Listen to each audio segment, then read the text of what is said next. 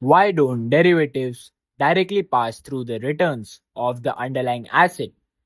Imagine you buy 100 shares of Apple. A few months later, Apple pays a dividend. Since you are a shareholder, the dividend is deposited into your account.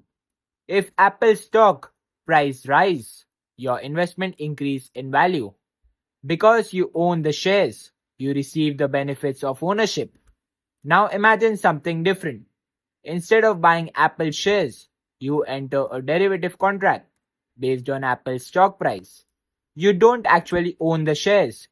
You simply have a contract whose value depends on Apple's stock. Now Apple pays a dividend. Did you receive it? No. Why? Because you never owned the stock. You only owned a contract linked to the stock. This is one of the biggest differences between owning an asset and owning a derivative.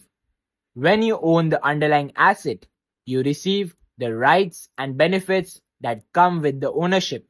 When you own a derivative, you don't own the asset itself. You only have exposure to its price movement based on the terms of the contract. Think of it in this way. Imagine you are watching a football game from the stadium. You bought a ticket. You experienced the game firsthand. Now imagine your friend is sitting at home with $100 bet on the game's outcome. Your friend has an interest in the result, but they aren't actually attending the game. A derivative works in a similar way. It gives you exposure to what happens, but it doesn't make you the owner of the underlying asset.